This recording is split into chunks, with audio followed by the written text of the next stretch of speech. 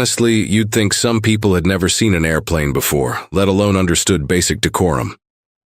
The disdain in senior flight attendant Ms. Gable's voice was a silken barb, aimed squarely at 16-year-old Kenya, nervously clutching her first-ever boarding pass. Kenya, quiet and observant, just wanted to reach her youth conference.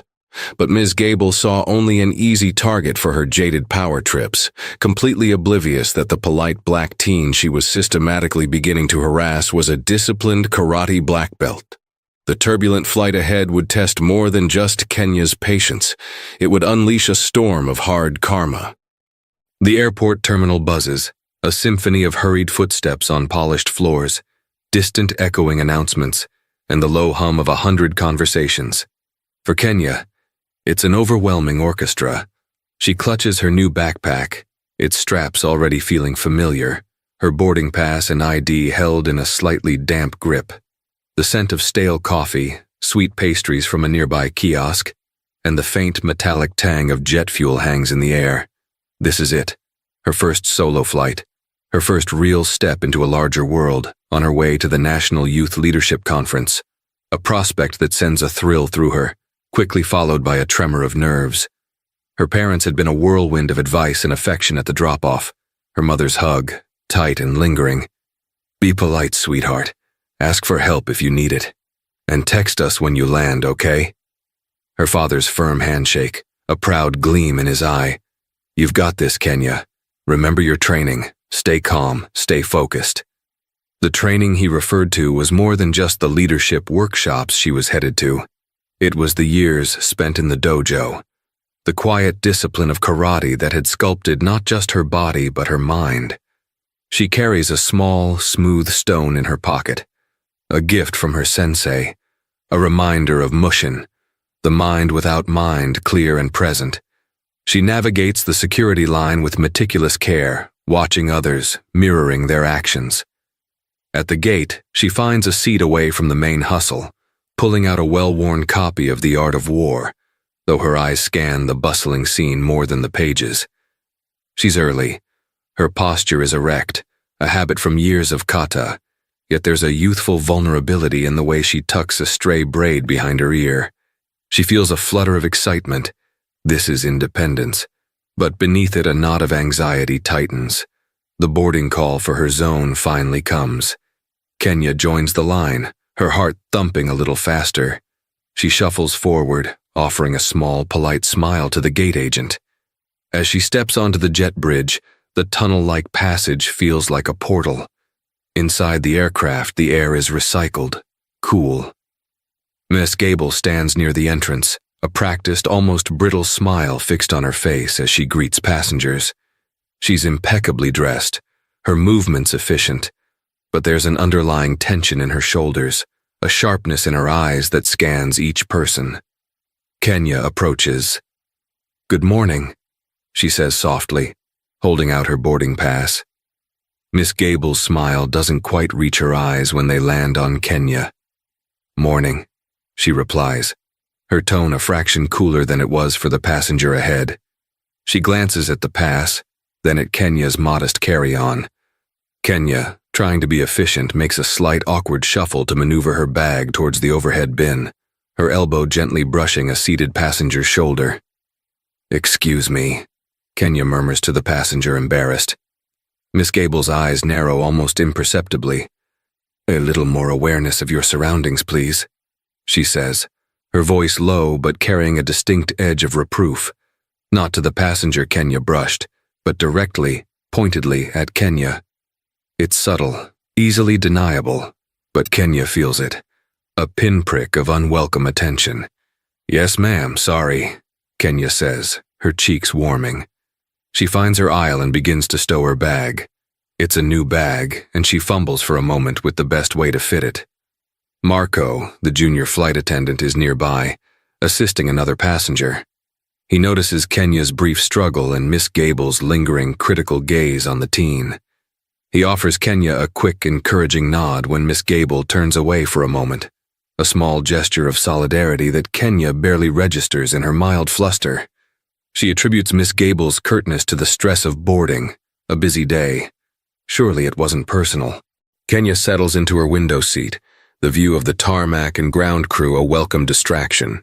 She carefully buckles her seatbelt, double-checking it. The cabin slowly fills, a mundane ballet of passengers finding seats, stowing belongings, the murmur of hushed conversations. Once boarding is complete, Miss Gable begins her cabin checks. Her passage down the aisle is brisk. When she reaches Kenya's row, her attention lingers. "Seatbelt," Miss Gable says, her voice devoid of warmth. She leans over and instead of a quick visual check, she gives Kenya's belt a distinct, unnecessary tug. "Needs to be snug." Kenya, startled, just nods. "Okay." A moment later, as Kenya gazes out the window, fascinated by the wing, Miss Gable is back. "Tray table, please." Kenya's tray table is already locked securely in its upright position. Miss Gable taps it sharply with a perfectly manicured fingernail. All the way up, and locked. Her tone implies Kenya is deliberately non-compliant. "It is up," Kenya says quietly, her voice barely a whisper. She can feel the eyes of the passenger across the aisle. Later still, as the cabin lights dim slightly for departure preparation, Miss Gable passes again. Kenya has her book open on her lap, though she's mostly trying to regulate her breathing, a technique from her karate training. "For cabin temperature consistency during takeoff, we prefer window shades down," Miss Gable states, looking directly at Kenya. Several other passengers have their shades up, but Miss Gable doesn't address them. Kenya, feeling singled out but wanting no trouble, quietly lowers her shade, plunging her small space into gloom. The excitement of the flight is rapidly being overshadowed by a creeping sense of unease. Mrs. Henderson, an older woman with kind eyes seated in the row across and slightly forward, has been observing these interactions. An experienced traveler, she recognizes the subtle, persistent targeting. A frown etches itself onto her face. She sees Kenya shrink a little under Miss Gable's scrutiny, the teen's earlier quiet excitement dimming. Kenya tries to lose herself in her book, but the words blur. She can feel Miss Gable's presence even when the flight attendant is at the other end of the cabin. It's like a constant low-level hum of disapproval aimed directly at her. Why me? She wonders, a knot forming in her stomach. Did I do something wrong that I don't realize? She meticulously checks her seatbelt again, ensures her bag is fully under the seat in front, makes herself as small as possible. The aircraft is airborne, and the seatbelt sign has just been switched off. The drink service begins. Kenya, parched from nerves, politely requests a bottle of water when Marco arrives with the cart. He gives her a genuinely warm smile, a small island of pleasantness in her unsettling experience. "Of course," he says. Kenya takes the bottle, her hands still slightly unsteady. As she attempts to twist the cap, it's tighter than she expects. Her grip slips for a fraction of a second. A tiny splash of water, no more than a teaspoonful, escapes the bottle and lands on her own plastic tray table. Not on the seat, not on the floor, just a few droplets on the already wipeable surface. Before Kenya can even grab the napkin provided, Miss Gable is there, as if summoned by the smallest deviation from perfect order. Her eyes, however, are not on the minuscule spill, but fixated on Kenya with an almost predatory intensity. "Oh, for heaven's sake," Miss Gable's voice cuts through the cabin murmur, far louder than the situation warrants. Heads turn. "Can you not even manage a simple bottle of water without making a mess? This is an aircraft, young lady, not your personal playpen. Some people," she continues, her voice laced with disdain as she looks around pointedly, as if to gather an audience, "have absolutely no consideration for airline property or the comfort of those around them." Kenya's face burns with shame. I'm so sorry," she stammers, fumbling for her napkin. "It was an accident. It's just a little water on the tray."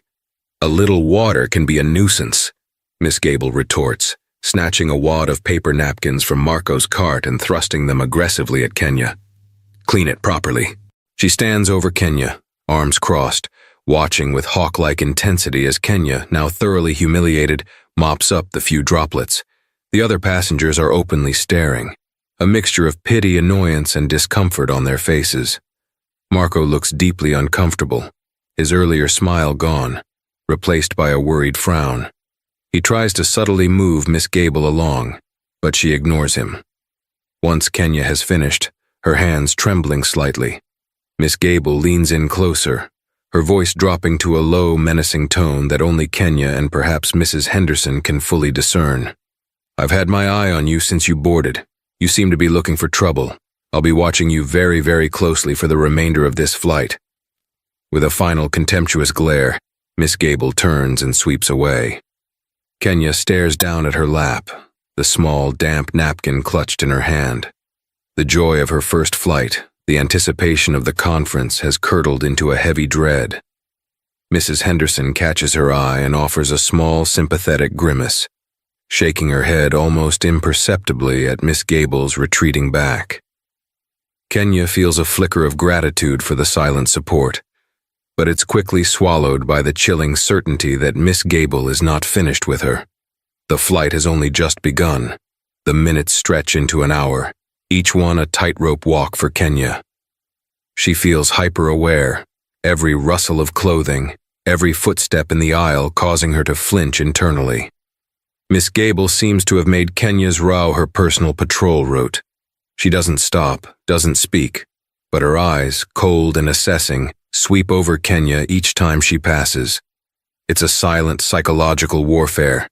Kenya tries to focus on the art of war, seeking wisdom in its ancient passages, but the words swim before her eyes.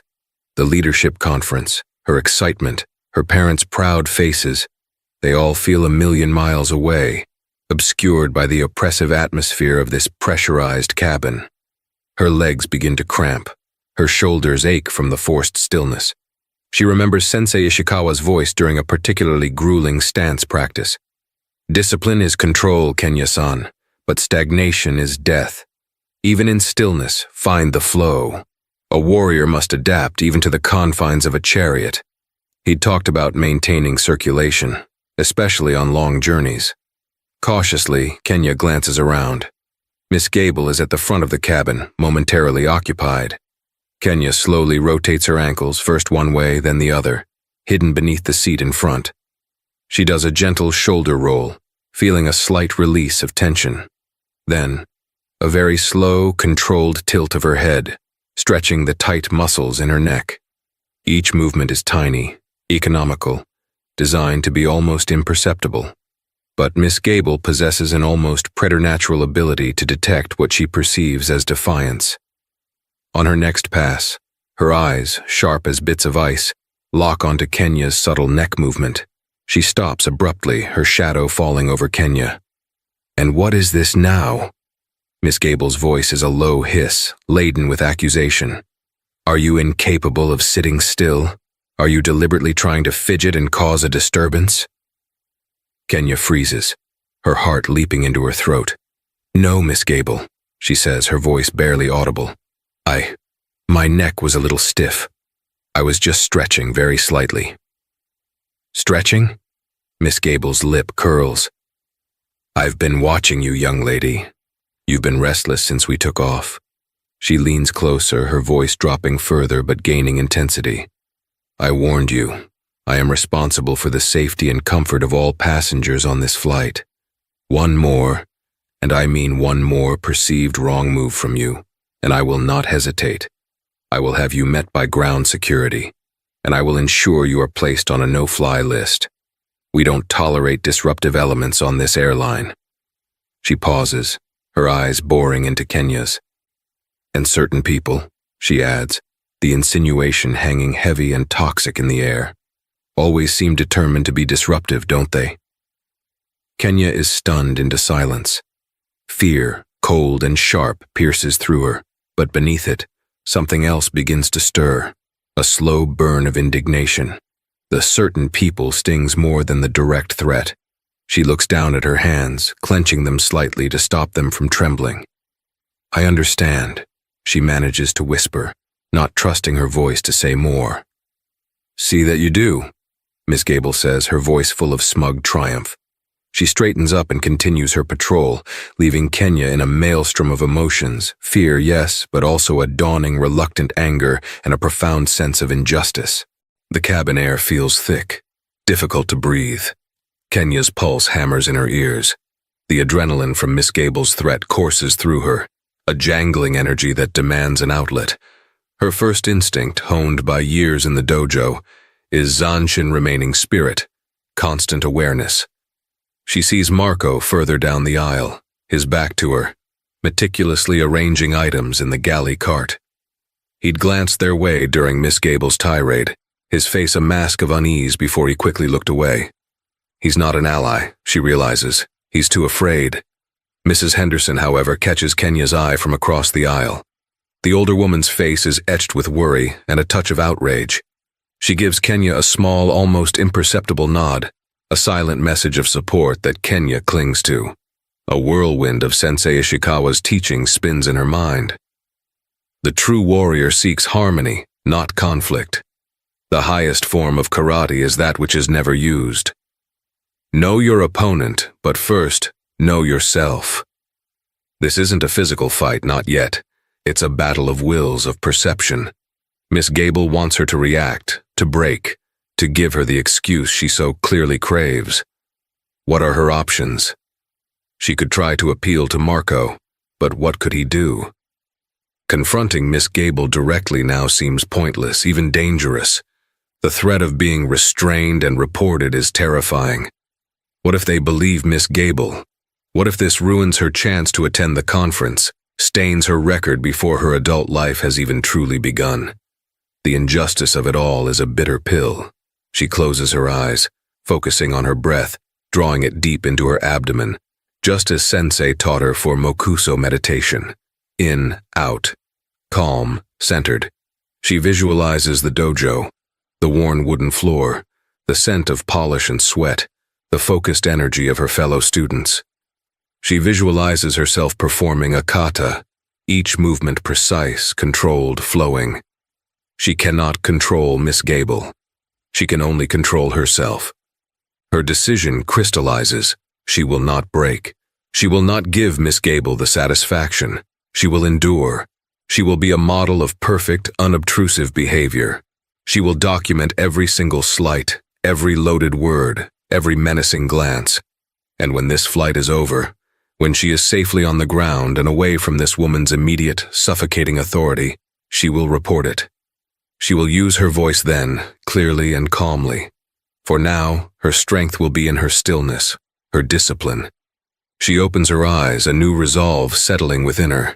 The fear hasn't vanished, but it's now accompanied by a quiet determination. Suddenly, the aircraft gives a sharp lurch, then another, throwing passengers against their seat belts. The captain's voice, calm and reassuring, crackles over the intercom. "Ladies and gentlemen, we've hit some unexpected turbulence. Please ensure your seat belts are securely fastened." Drinks slosh. A few nervous yelps echo through the cabin, followed by a ripple of uneasy laughter. Kenya, despite the jolts, remains remarkably still. Her karate training, with its emphasis on balance and a low center of gravity, allows her to absorb the motion without panic. She closes her eyes briefly, focusing on her core, riding out the bumps as if she were practicing stances on a moving platform. Miss Gable, who had been making her way back from the galley, stumbles, catching herself on a seat back. She regains her composure quickly, but her face is tight with irritation. Her eyes scan the cabin and they fall on Kenya. She sees not a young woman calmly handling a moment of instability, but what she perceives as insolent composure, an almost deliberate lack of the fear and deference she feels Kenya owes her. Kenya's stillness in the face of the turbulence seems to mock Miss Gable's own momentary loss of balance. It's the final straw for her frayed nerves and simmering prejudice. As the turbulence begins to subside, leaving a palpable tension in the air, Miss Gable makes a direct line for Kenya's row. Her steps are quick, her expression flinty. Kenya, who had retrieved her closed water bottle from the floor after an earlier bump and placed it on the empty middle seat beside her for stability, watches her approach with a growing sense of dread. "Everything all right here?" Miss Gable asks, her voice deceptively mild, but her eyes are like chips of granite. She stops right beside Kenya's row. Then, with a movement that is too quick to be accidental, yet disguised as a slight loss of footing as the plane gives one final, smaller shudder, Miss Gable's hip bumps the armrest. Her hand simultaneously slips, striking Kenya's water bottle with enough force to send it skittering off the seat and rolling noisily down the aisle. "Oh, dear me, how terribly clumsy," Miss Gable exclaims, her voice dripping with mock concern that doesn't reach her eyes. "It seems some people just can't manage to keep their belongings secure, can they?" She looks directly at Kenya. "Or perhaps," she adds, her voice dropping to a venomous whisper, "they're just plain careless. Careless with their things. Careless with their attitudes." Before Kenya can utter a word, before she can even process the deliberate nature of the act, Miss Gable's expression contorts into one of accusation. Her voice rises sharp and shrill. "And what was that movement? Just now, during the turbulence, I saw you. Were you tampering with the seat in front of you? Were you trying to kick it? You are deliberately trying to damage airline property. You are actively creating a disturbance. You are becoming a clear and present danger to the safety of this flight." Each accusation is wilder than the last, a blatant, desperate fabrication. "That's it," Miss Gable declares, her eyes blazing with a mixture of fury and a strange, almost manic excitement. "I am not waiting for us to land. You are unmanageable. You need to be restrained." And with that, fueled by her out-of-control anger and prejudice, Miss Gable lunges, her hand shooting out, fingers spread like claws to aggressively grab Kenya's arm. Time seems to slow. The approaching hand, the contorted face of Miss Gable, the startled gasps of nearby passengers. Kenya sees it all with a preternatural clarity. There's no conscious thought, no internal debate. Years of relentless training, of drilling defensive techniques until they became pure reflex, now take over. It is sen no sente, the initiative of attacking the attack, intercepting not with malice but with perfect protective instinct. As Miss Gable's fingers are inches from her arm, Kenya moves. It's not a large or theatrical motion, but one of incredible speed, precision, and fluid grace. Her body shifts almost imperceptibly, Tai Sabaki, angling away from the direct line of Miss Gable's lunge. Her left hand comes up, not in a fist, but open, intercepting Miss Gable's wrist with a technique like cake yuke, hooking block, deflecting the grab. Simultaneously, her right hand, also open, slides under Miss Gable's now extended forearm, securing a gentle but unbreakable grip. With a subtle rotation of her hips and a practiced, almost invisible movement of her wrists, Kenya applies a basic kotegaishi, wrist return outward wrist lock. It's not designed to break or maim, only to control and redirect. It's a defensive maneuver taught for de-escalation, to neutralize an aggressor using their own momentum against them. Miss Gable lets out a sharp, involuntary cry, a mixture of surprise and a quick jabbing pain as her wrist is turned in a way it's not meant to go. Her aggressive forward momentum is completely arrested. She stumbles back a step, her lunge transformed into an awkward recoil, her arm now held at an angle that renders her off balance and powerless for a critical second. The smug fury on her face morphs into stunned disbelief, then a flash of pain, quickly followed by dawning, sputtering outrage. Her carefully constructed authority has just been effortlessly, shockingly, dismantled. A collective gasp ripples through the immediate rows of the cabin. The low hum of the engine seems to magnify the sudden, charged silence. Marco, who had been rushing forward from the galley at the sound of Miss Gable's raised voice, freezes mid-stride, his jaw agape. Mrs. Henderson, who had instinctively started to rise from her seat to intervene verbally, stops, her hand pressed to her mouth, her eyes wide with astonishment. Kenya is now on her feet, not in an aggressive fighting stance, but standing perfectly balanced, centered, her hands already lowering from the defensive posture, now relaxed but ready at her sides. Her face is serious, her gaze direct and unwavering, but there is no anger in her eyes, only a profound, steely calm. Her voice, when she finally speaks, is not loud, but it cuts through the electric silence with absolute clarity and an unexpected firmness. "Do not touch me," Kenya states, her voice even and devoid of tremor. "I have done nothing wrong. You are the one who has been threatening me. You are the one creating this disturbance, Miss Gable." A beat of pure, stunned silence hangs in the air. Miss Gable, clutching her smarting wrist, stares at Kenya as if she's seeing a completely different person. Not the timid, easily intimidated girl she had targeted, but someone, something, entirely incomprehensible. Something that had not only defied her but had, with quiet, shocking competence, physically bested her. The mask is shattered. The echo of Kenya's calm, firm voice, "You are the one creating this disturbance, Miss Gable," hangs in the cabin air for a beat, a fragile bubble of silence before it bursts. Miss Gable, clutching her wrist more for dramatic effect than actual incapacitation, lets out a piercing shriek. "She assaulted me! This passenger assaulted a member of the cabin crew. Security! Someone restrain her! She's violent! She attacked me!" Her voice is shrill, cracking with a potent cocktail of fury, humiliation, and disbelief. Her carefully maintained composure has shattered, revealing the raw, ugly prejudice beneath.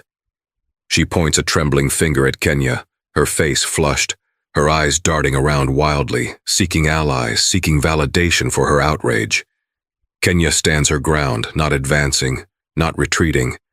Her breathing is even, her gaze steady.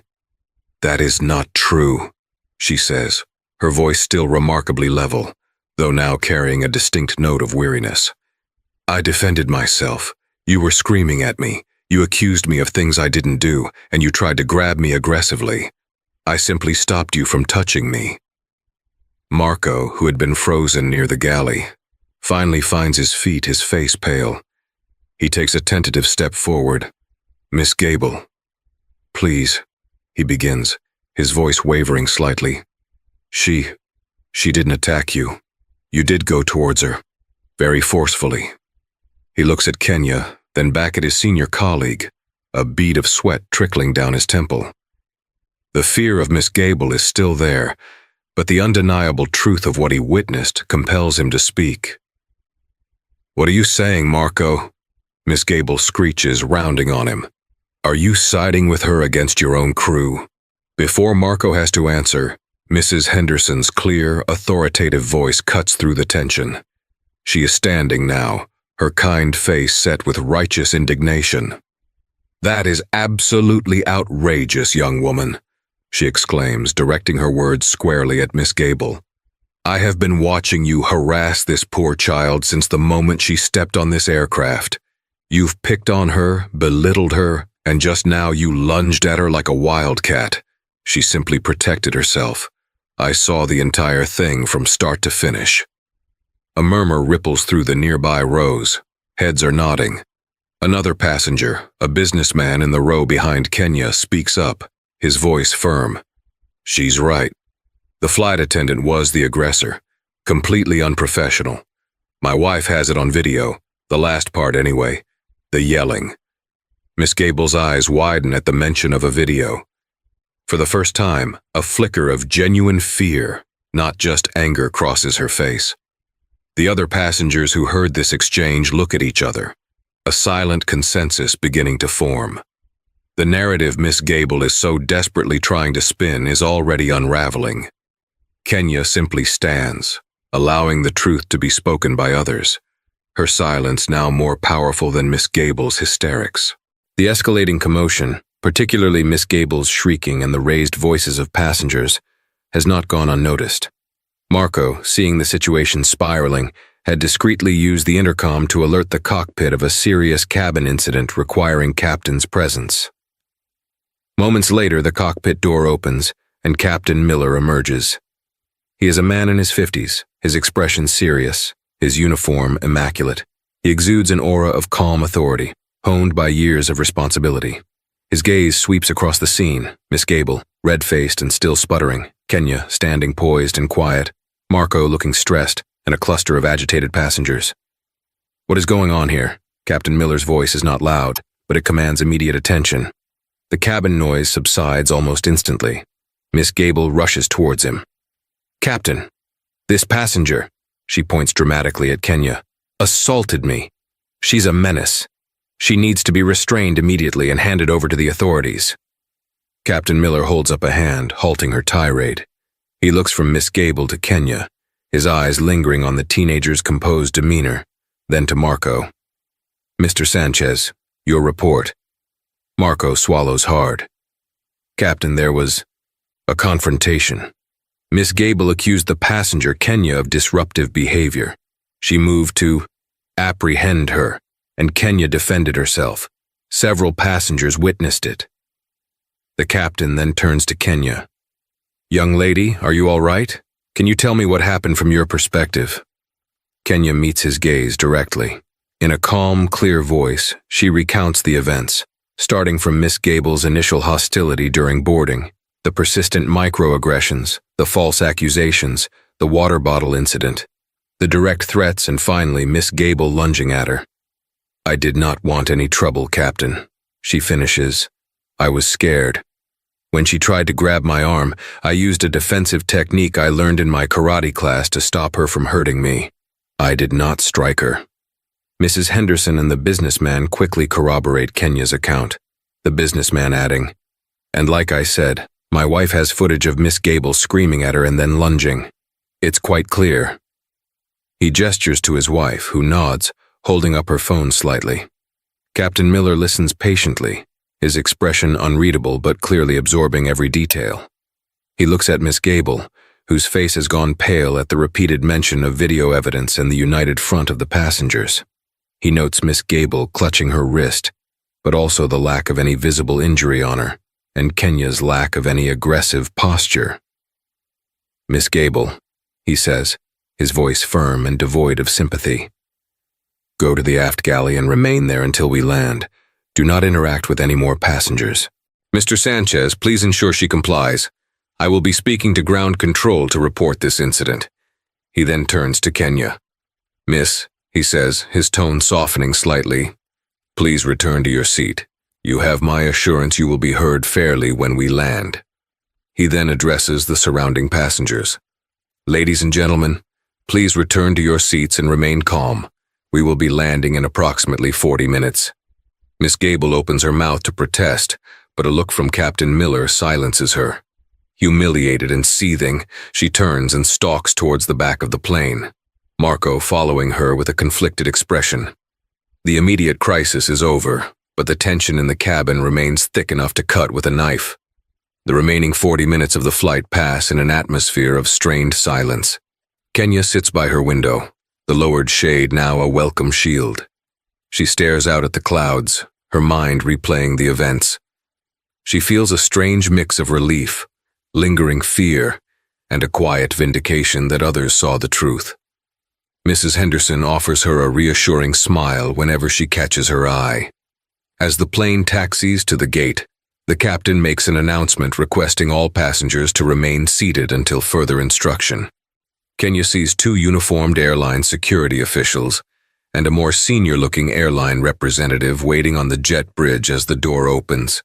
First, Captain Miller deplanes and speaks quietly with the officials. Then Miss Gable is escorted off, still looking thunderous. A few minutes later, an airline representative approaches Kenya. "Miss Washington, could you please come with me? We need to get your statement regarding the incident." Mrs. Henderson and the businessman with the video are also politely asked to accompany them. Marco is also escorted off separately.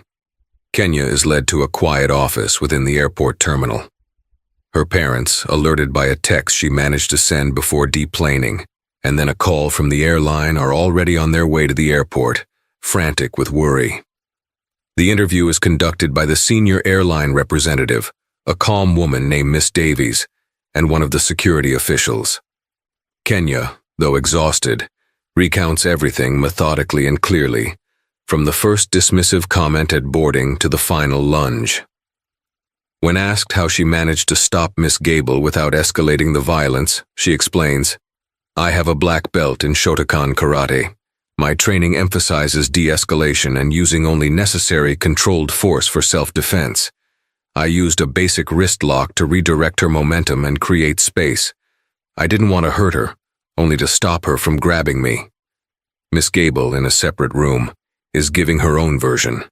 A highly dramatized, self-serving account where she is the victim of an unprovoked assault by an unruly and aggressive teenager. She conveniently omits her own escalating behavior and threats. Marco's statement is crucial. Though clearly nervous about repercussions, he sticks to the truth, describing Miss Gable's increasingly agitated state, her targeting of Kenya, and the fact that Kenya only reacted physically when Miss Gable lunged. Mrs. Henderson and the other passenger provide damning witness testimony. The video footage from the businessman's wife is reviewed. Though it only captures the final confrontation, it clearly shows Miss Gable's aggressive lunge and Kenya's swift, controlled defensive action, which looks nothing like an assault. It also captures Miss Gable's unprofessional screaming. The contrast between Miss Gable's agitated state in the video and Kenya's composure is stark. The weight of the evidence against Miss Gable is overwhelming. Later that evening, after Kenya has been tearfully reunited with her parents and given a more detailed statement, Miss Davies informs them that Miss Gable has been immediately suspended from duty pending a full and urgent investigation. Within 24 hours, the businessman's wife, with his agreement and after hearing from other passengers about Miss Gable's behavior throughout the flight, decides to post a short edited clip of the video online, focusing on Miss Gable's aggression and Kenya's calm defense, along with a brief factual account. It goes viral. Hashtags like #flightmare, #KarateTeenJustice, and the inevitable #airline Karen explode across social media. News outlets pick up the story. The airline's PR department goes into overdrive. The internal investigation is swift. Miss Gable's employee file is pulled, revealing a pattern of minor passenger complaints over the years. Rudeness, impatience, being overly officious, always just minor enough to be dismissed with a warning or counseling. But viewed in the light of this major incident, with multiple credible witnesses and video evidence, those past complaints take on a new, more sinister significance. Marco's detailed written statement and Captain Miller's official report further seal her fate. Less than a week later, Miss Gable receives a registered letter. Her employment is terminated, effective immediately, for gross misconduct, endangerment of flight safety through unprofessional behavior, repeated harassment of a passenger, and actions bringing the airline into disrepute. The letter outlines the irrefutable evidence. Her career in aviation, built over 2 decades, is over. She faces public infamy, her face now synonymous with abusive customer service. She retreats into angry, isolated denial, blaming everyone but herself, but the consequences are undeniable and irreversible. For Kenya, the aftermath is different. The airline, desperate to manage the PR crisis and genuinely appalled by Miss Gable's conduct, issues a formal, public apology to Kenya and her family. Miss Davies personally calls Kenya to apologize on behalf of the CEO. They offer to cover all expenses for her trip to the leadership conference, upgrade her return flight, and offer a significant sum in compensation, which Kenya's parents, after discussion with a lawyer, decide to accept and place into a college fund for her. The airline stresses they are reviewing and strengthening their anti-discrimination and conflict resolution training for all staff. Kenya, with the unwavering support of her parents and her sensei, who, upon hearing the full story, simply says, "Your training served you well, Kenya-san. You showed true Budo spirit strength with compassion," handles the unwanted flicker of media attention with quiet dignity. She issues a brief statement through her parents. "I am grateful for the support I've received and glad the truth came out. I believe everyone deserves to be treated with respect. I just want to focus now on the leadership conference." A few days later, Kenya walks into the opening session of the National Youth Leadership Conference. She's a little quieter, a little more observant than before, but there's a new, unshakable core of confidence within her. The ordeal was harrowing, but it taught her invaluable lessons about her own strength, the importance of her training, and the insidious nature of prejudice. When a keynote speaker talks about leading with integrity and courage even in the face of adversity, The words resonate with Kenya on a profoundly personal level. Marco, back at the airline, receives a commendation from Captain Miller for his honesty during the investigation.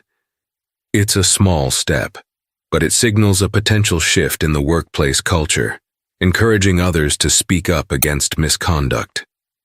The airline, true to its word, implements a new series of intensive training modules for its cabin crews focusing on de-escalation, unconscious bias, and respectful passenger interaction, using anonymized details from the Flight 407 incident as a case study of what not to do.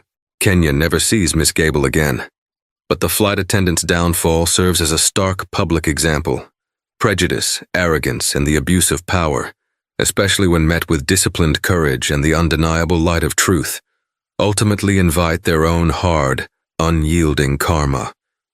The quietest girl on the plane, the one singled out for her perceived weakness, proved to possess a strength, both internal and external, that her tormentor could never have fathomed. True strength, Kenya understood more deeply than ever, wasn't about aggression, but about control, integrity, and the quiet power of a spirit unwilling to be unjustly broken. The rhythmic thwack of shinai against bogu echoed in the crisp autumn air of the park. Kenya, now 16 and a half, moved with fluid precision, not as a participant in the kendo practice, but as an observer, occasionally offering quiet advice to a younger student from her karate dojo who was exploring other martial arts. The memory of the flight was no longer a raw, jagged thing.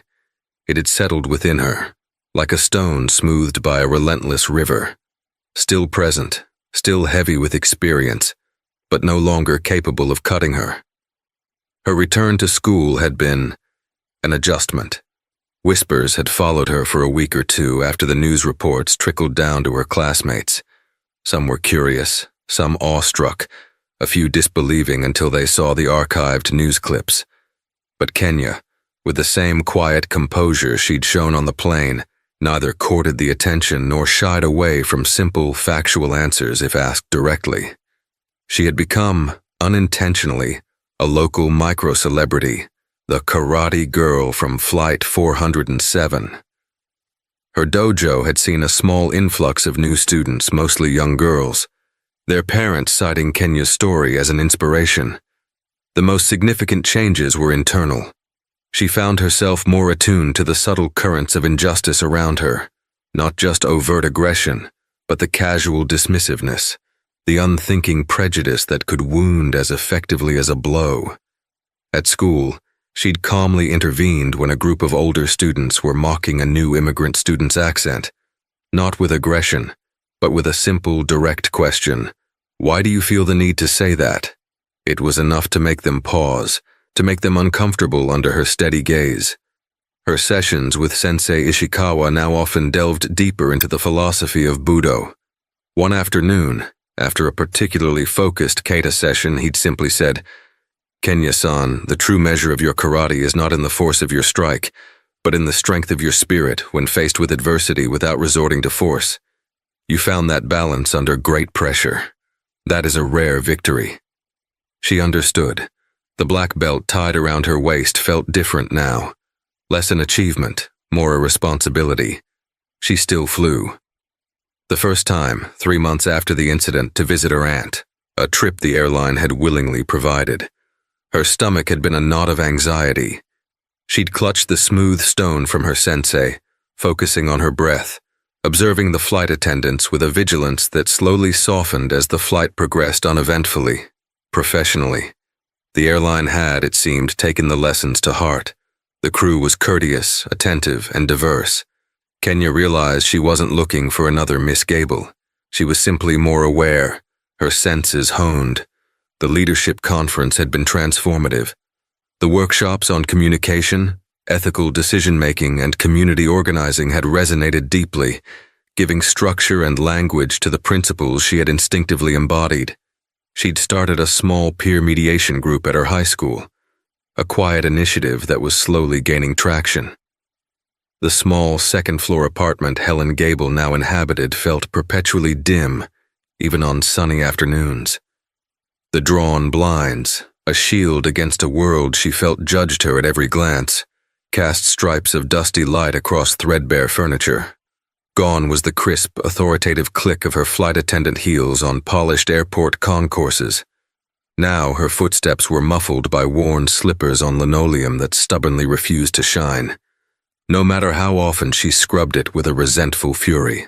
Her days had unraveled into a shapeless, monotonous landscape. Sleep offered little respite, often disturbed by fragmented dreams of falling, of faces in the crowd turning on her, of Kenya Washington's unnervingly calm eyes. Mornings bled into afternoons, fueled by lukewarm coffee and the glow of the television. Its endless parade of daytime dramas and aggressive news cycles, a poor substitute for the structured bustle of her former life. Her uniform, once a symbol of pride and authority, hung in the back of the closet like an accusation, its sharp creases slowly surrendering to the damp air. She hadn't looked at it in months. Finding new employment was a relentless series of humiliations. Overqualified, some said, a polite euphemism for the unspoken recognition that flickered in their eyes if they were older, or the barely concealed curiosity if they were younger and had stumbled across the archived news clips or the still circulating viral snippets during a routine online search of her name. The Helen Gable incident had a long digital shadow. She'd tried retail, call centers, even temp agencies. Each rejection, each thinly veiled excuse chipped away at the brittle facade of her indignation, leaving her feeling raw and exposed. The financial pressure was a constant dull ache, a stark contrast to the comfortable independence she had once taken for granted. Her anger remained a steadfast companion, a bitter bile that rose whenever she replayed the events of Flight 407. In her mind, she was still the victim of a disrespectful generation, of a world gone mad with political correctness, of an airline that had buckled under public pressure instead of defending its own. She would meticulously reconstruct her interactions with Kenya, twisting the narrative to fit her entrenched biases, conveniently omitting her own escalations, her own venomous words. Kenya's calm defense in these internal retellings became calculated insolence, the passengers' testimonies, a mob mentality. Yet the solitude, the endless empty hours, sometimes allowed unwelcome thoughts to seep through the cracks in her well-fortified defenses. One evening, watching a current affairs program about workplace bullying, a psychologist described the subtle ways individuals in positions of power could systematically demean and isolate others. The words were generic, applicable to countless situations, but for a fleeting, suffocating moment, Helen felt a cold knot tighten in her stomach. She saw not Kenya, but a blurred image of a younger flight attendant she had once relentlessly criticized, a face she hadn't thought of in years. The discomfort was so acute, she abruptly changed the channel, her heart pounding, dismissing it as liberal nonsense. Her sister Carol was one of the few people who still called regularly, her voice a weary mix of familial obligation and cautious concern. During one such call, after Helen had spent 10 minutes railing against the unfairness of her situation, Carol had sighed.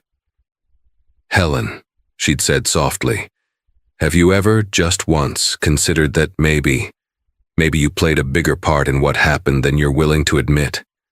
That girl, Kenya, she seemed so polite in the news reports, so controlled." The question, however gently posed, had ignited Helen's fury. Polite? Controlled? She was manipulative. She assaulted me. The familiar script tumbled out, louder and more vehement than usual, a desperate attempt to drown out the insidious whisper of Carol's doubt. The call ended, as it often did, with Helen feeling a resurgence of self-righteous anger, but also a deeper, colder sense of isolation. Even her own sister couldn't or wouldn't understand. There was no dramatic epiphany for Helen Gable, no tearful apology to a world she still largely blamed. The hard karma wasn't a sudden lightning strike, but a slow, relentless erosion.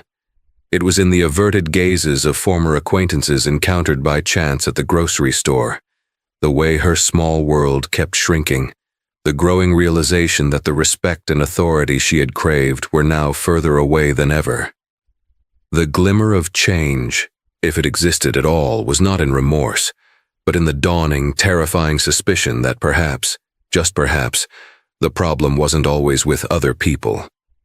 It was a pinprick of light in a vast darkness, a thought so unwelcome she would immediately try to extinguish it. But it was there, a seed of doubt planted in the barren soil of her bitterness, watered by loneliness and the inescapable consequences of her actions. Whether it would ever truly take root remained an unanswered question, lost in the dim, quiet despair of her self-made exile. Marco Sanchez adjusted his tie. He was now a senior flight attendant, a promotion that had come a year after the incident. His role in truthfully reporting what happened, despite the potential career risk, had been noted favorably by Captain Miller and the investigating committee. He was more confident now, his earlier timidity replaced by a quiet professionalism that inspired trust in both passengers and junior crew members. He often thought of Kenya. He'd seen her briefly at the airport when she was returning from her conference, her parents with her. He'd wanted to say something, to apologize for not speaking up sooner during the flight itself, but the moment hadn't felt right. Instead, he focused on his own actions moving forward. He was now a mentor in the airline's revised training program, specifically asked to share his experiences, anonymized, of course, on the importance of crew integrity and supporting a culture of respect. The airline itself had made tangible changes. Beyond the enhanced training, they had implemented a more transparent system for reporting and investigating both passenger and staff grievances. Their diversity and inclusion metrics were improving, and customer feedback, particularly regarding cabin crew professionalism, showed a positive trend. The Flight 407 incident had been a painful, costly lesson, but it had also, it seemed, been a catalyst for genuine, albeit gradual institutional improvement. Change was not a sweeping revolution, but a series of small, deliberate shifts in policy and culture. The high school auditorium was filled with proud parents and beaming graduates. Kenya Washington, valedictorian, walked to the podium. Her speech wasn't about the incident that had briefly made her famous. Few in the wider graduating class probably remembered the specifics. Instead, she spoke about leadership not as a position of power, but as an act of service, of listening, of finding strength in quiet conviction, and of creating space for every voice to be heard. She still carried the small, smooth stone from her sensei in her pocket, especially on days that felt challenging. It was no longer just a reminder of Mushin, but a tangible link to the moment she had faced down blatant injustice, not with aggression, but with the unshakable calm that came from knowing her own worth and the principles she stood for. Her acceptance letter to a prestigious university, with a major in sociology and a minor in pre-law, was pinned to the bulletin board in her room. Her experiences on Flight 407, combined with the insights from the leadership conference, had ignited a passion to understand and address systemic inequities. She envisioned a future where she could advocate for those who were marginalized, to help dismantle the very structures that allowed prejudice like Miss Gables to fester. Occasionally, when she saw a news item about discrimination or an abuse of power, a faint echo of that day on the plane would surface, but it was no longer an echo of fear. It was an echo of resolve. Her karate training continued, a constant in her life, a discipline that shaped not just her movements, but her character. The black belt around her waist was a symbol, yes, but the true strength she knew resided deeper, in the quiet resilience of her spirit, in the clarity of her moral compass, and in the enduring power of meeting hostility not with matching force, but with the calm, unyielding strength of principled defense. The sky was no longer a place of anxiety, but a pathway to a future she was determined to help shape for the better. And so, Kenya's journey, which began with the nervous excitement of a first-time flyer, became a profound testament to inner strength, quiet discipline, and the undeniable truth that prejudice and arrogance often paved the path to their own downfall. While Miss Gable faced the lasting consequences of her bitterness, her career undone by the very power she sought to abuse, Kenya soared. She carried forward not the trauma of the confrontation, but the empowerment of her response, channeling her experience into a passion for leadership and justice, forever embodying the quiet warrior who met aggression with unshakable calm. Her black belt was more than a rank. It was a symbol of the unyielding spirit that ensured karma landed precisely where it was due. What did you think of Kenya's story and Miss Gable's ultimate reckoning? If you were moved by this tale of resilience and hard-hitting karma, please give this video story a like. And don't forget to subscribe and hit that notification bell so you won't miss out on more dramatic stories where justice is served. We'd love to hear your thoughts in the comments below.